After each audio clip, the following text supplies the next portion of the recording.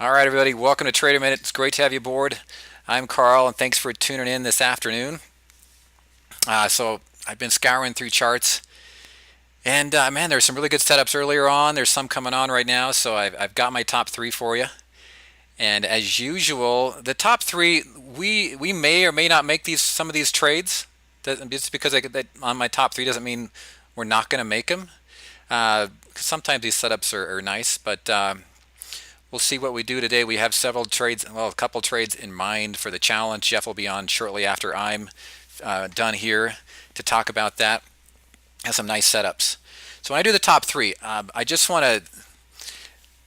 We're not going to make these trades. If you want to go out and make some trades, that's fine. If you want to follow the top three, that's fine. But we're not going to be. When we come on my top three, that doesn't mean we're going to make those. If we do, you'll be notified that we are making the trade. Okay. We've been asked by members. Some thought we didn't give out enough trades. Some thought we gave too many trades. So we're just throwing out trades for those who want some to look at other opportunities, or maybe even to learn by what we're doing and paper trade these. It's whatever you want to do with them. Okay, but I enjoy doing this. So let's get right into the top three today. And I found some pretty juicy looking setups. And you can, if you refresh your screen, my top three will be there. It's there right now. You just got to refresh your screen. It's right below the chat window. I'm sorry, the training window, the video window there. You'll see the top three, what they are today. One of them is Johnson and Johnson. And I noticed, I can't remember who it was, saying that they think that we're going to do Johnson and Johnson for the challenge, and you'll find out. But it's one of my top three. Several reasons. It's been in the class that I just gave a little while ago. I used it there. I really like the setup. And so what are we seeing here? Okay, well, we talked about the MACD. What do we got? We got positive MACD. Hang on a sec. I've got to bring in the vibe. All right, so now let's talk about this. So we have a positive MACD. Down here you can see the MACD overall. You can see it rising. We've got, you can look at the ROC rising. It's breaking up a little bit here today as it's rising up above zero. Remember, we like to see it up above zero. What else do we've got? We've got all the major moving averages going the same direction. Right here. So I look for more than just the vibe entrances, like I was stating in the class. I'll look for all kinds of technical reasons to get in. My arrow right there is pointing to that nice little gravestone, I'm sorry, the Dragonfly Doji, which is a bullish reversal pattern. So what did it do? It broke up through the 7 here. Past resistance was right around this level, 93. It never held the level over here when it broke it. Over here, it hit it as resistance a bunch of times through this area. Finally broke it on this day right here. It came back to retest it. And the 7-day moving average didn't make it back to 93. Held at a higher level on that nice dragonfly there, pushing higher. This thing's screaming that it wants to break up through 94. And it's trying to get through it right now. I love the setup. It's a vibe bull entry. It's very close to a trend rider. If I bring in the trend rider, very close. It's not there. It's not pushing up in the upper Bollinger Band, but it's close to a trend rider as well on Johnson and Johnson. So that's number one. Again, these aren't in any particular rating from strongest to weakest. I like all the setups.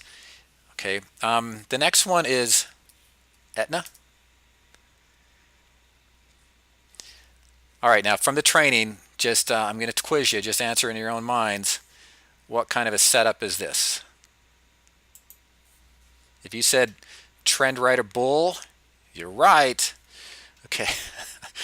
What do we got down here? We've got the Bollinger Band width rising. Remember, that just says the bands are expanding. As the bands expand, the stock price can flow within the bands. When the bands are contracting, a lot of times the bands are used as support/resistance. This is not contracting. This is expanding bands. We also got the RSI. It's broken up through 50. It's pushing up off of it today. We've had some strong volumes recently. Okay. We also got the price pushing up into the upper band. It did it yesterday, and it's pushing up about again today. Another nice signal here. by the end of the day, what I'd want to see this one to do, I'd want to see this push up above 65 and finish towards the highs of the day. That's what I want. So whenever I give these signals, you got to look at them into the close. If it's looking strong into the close, if this is pushing up above 65 and closing up near the highs today, I like the signal. If it's not, if it sells back down a little bit from where it is now, I'd hesitate. Okay, same with J&J. If it starts to pull back into the close, I'd be a little bit cautious, but if it remains strong into the close, well, to me, J&J just looks like it wants to go higher. But that's what I look for into the close. And we try to do them close to the close, but if we're going to make a trade, we can't. I got to do this at least an hour and 15 minutes before the close. All right, just to make sure we get everything in that we need to do. So Aetna is my other top three, and then Johnson and I'm sorry, the last one is now Jeff could pronounce that, but it's a mining company, gold mining. Now they are underperforming the sector. So if you're saying, hey Carl, what if gold spikes in here? They are underperforming the sector. Every other miner that I pulled up has run up here recently. They have done nothing but show weakness, and they continue to drop below the 7. So let's look at what I'm looking at here. This is a trend rider bear entry. It's funny because I was just saying when I gave the training there wasn't a lot of the trend riders out there, but I found them today. They've come on here. So what do we got? The RSI breaking down through 50, just like we want to see. And you can see the volumes have been increasing in here. Got a good shot of volume yesterday. It's breaking in the lower Bollinger Band. I'm sorry I don't have the width down there. You can't see it. Believe me, the Bollinger Band width is rising, which means the bands are expanding. It's fallen hard. It's breaking below 14. There, everything right here is pointing lower. Okay. So if you're going to get into these trades, typically I'll use the 7-day moving average as a stop. And I've mentioned stop in levels on my top 3 picks. If you go to that article that's below my name there on the site, you can bring it up. The stops are either going to be on the day's open or at a lower price or a higher price, depending on if we're bullish or bearish here. Here, I would put a stop on the 7-day moving average, and you can stay in the trade as long as it continues to close within the lower Bollinger Band. I would watch this down to about the $12 area. That's where, if it stays down into that level, the $12.50, $12 area, it looks good down to about that point. Then I would I'd get antsy to take a gain. Okay, but this is a great looking trend rider bear setup right here. So that's my top 3 today. It was BVN, AET, and Johnson & Johnson, J&J. Some runner-ups. Now, I really wanted to put this one on, Staples. The reason I didn't, I really like the setup, but they announce earnings next Wednesday. That's a little bit too soon. Stocks can get a little bit volatile going into earnings, but this is another trend rider bear setup. Oops, I didn't want to do that. Another trend rider bear setup. You can see the RSI breaking through 50. You can see it pushing in the lower band. This is starting to increase. We got the volumes here. Everything here is screaming lower, but they just announced earnings on Wednesday, so it'd be a very short-term trade.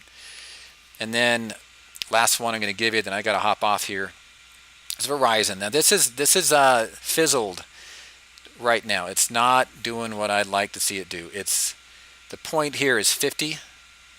You can see we got a descending triangle. You can call it a flag pattern. This can go either direction. If it starts to push down below 50, run in the lower Bollinger Band, this thing's going to drop. If this comes out early next week, starts to push up, hey, flag pattern, it's going higher. So it's just kind of in no man's land. If it starts to push down below 50 again on strong volume, that's where I'd get bearish. But if it starts to bounce up out of here, then the odds are it's going to go higher. So didn't make my top 3, but if you have any questions, I'll be on chat with you the rest of the day. And you can reach me as well through email at carl@traderminute.com. And I've seen some emails in there. I've been busy putting this top 3 together. I'll get a look at them a little bit later this afternoon. Okay, thanks everybody. Take care. And welcome aboard all you new members. Thanks. Bye-bye.